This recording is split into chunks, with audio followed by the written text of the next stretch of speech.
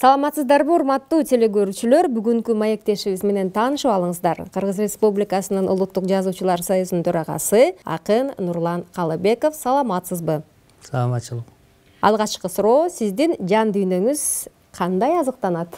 Маселен биз баягы тамак аштар менен азыктанып отуруп, денебиз ушул акыбалга жетти да, кичинекей эне сүтүнөн баштап азыркы мезгилге чейин дейиличи. Анан эмне тамак ашты биз кабыл алсак, ошолго жараша аң сезимибиз да денебиз ушундай болот да. Маселен, малдын этин көп жесең, жапайчылык инстинкт, малдын этинде көп жапайчылык сезимдер адамдар көбөйөт. Мисалы, жашылча жемишти көп жесең, аң сезимиң, акыл эсиң таза болот, тунук болот. Бул дененин баягы мындай немеси да, баягы азыктануу процессинде ошондой бир немелер жүрөт да, бул табияттын өзүнүн мыйзамы. Ал эми жан дүйнө эмне? Жан дүйнө качан азыктанат? Меники маселен, башканы айта албайм. Мен тынчтыкта, жалгыздыкта, сүкүтүмдү салып отурганда, азыркы сөз менен айтканда азыр мода болуп кетти го, диний бир сөздөр, башка немелер, тынчтыкта отурганыңда акыл токтотуп, ойду токтотуп дегендей, бул эми акыл менен ойдун токтошу абдан эле тозок. Бирок баягы өзүңдүн ички рухуңду бир калыпта кармап, талаалап кеткен оюңду бир жакка жыйнап, орусча айтканда самоконтроль деп коет. Өзүн аңдап, байкап туруу керек да. Анан ошол тынчтыкта турганыңда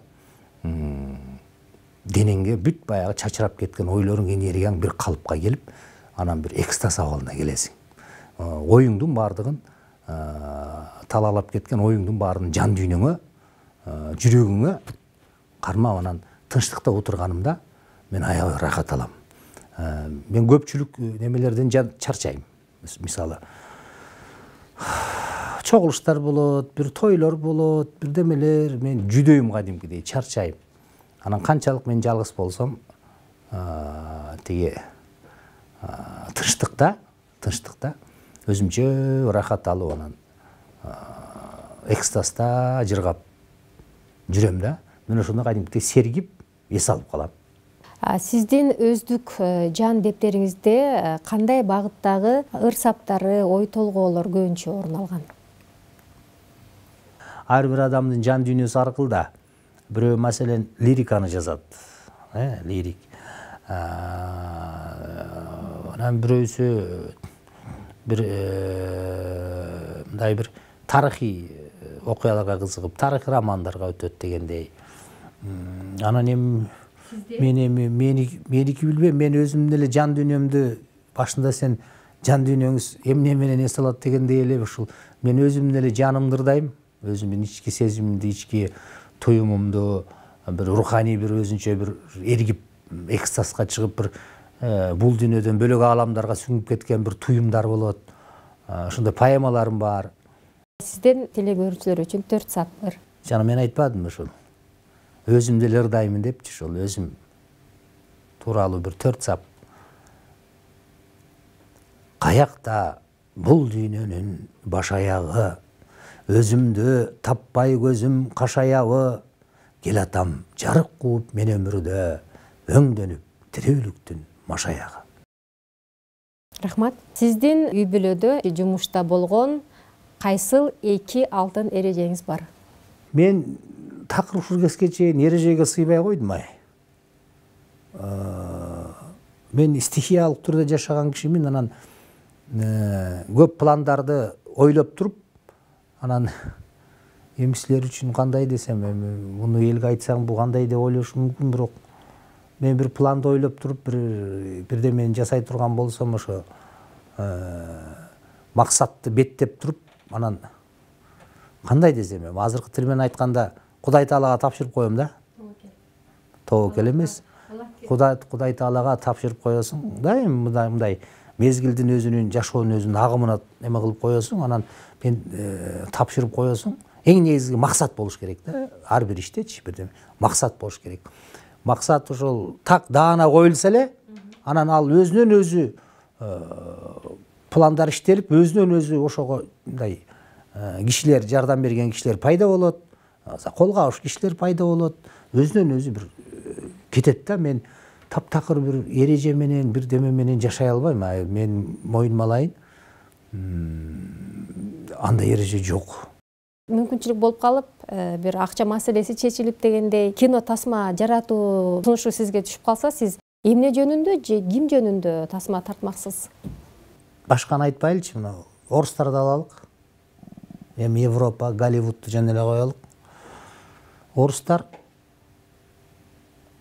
тиги орустун акындары, жазуучулары тууралуу же алардын мыкты классикалык чыгармаларын кино кылып атышат да. Илгерки бая Толстойдун согуштан тынчтык, ал союз маалында аны жөн эле коелук. Мына эгемендик алгандан берки мезгилде эле маселен Михаил Афанасьевич Булгаковдун «Мастер и Маргарита» деген бул дүйнөлүк шедевр чыгарма да. Ошону маселен Александр Бортко экен, ошону китеп кылып, кино кылып чыгарды, сериал кылып. Эми ал кинодон, китептен кем калбайт да, мындайча айтканда, мындай классикалык бир чыгарма. Ошо кино кылды да, мисалы. Ошол учурда Сергей Есенин тууралуу жанагы Безруковдун атасы сценарийин жазып, ошо тартышты го. Ошо Сергей Безруков өзү ойноду тиги. Маселен Достоевский тууралуу, Достоевскийдин жанагы идиот тасмасын экен кино кылышты мисалы. Ушундай сыяктуу бир мыкты чыгармаларды Пушкинди деле кино кылып коюшту мисалы орустар. Эми мен баягы адабиятка жакын киши катары айтып атам да. Анан эгерде Төлөгөн Касымбековдун сынган кылычын түрктөр тартып атпайбы, жанагындай бир Даңазалуудор, анан бир демелер көрүштү го, бир сериал.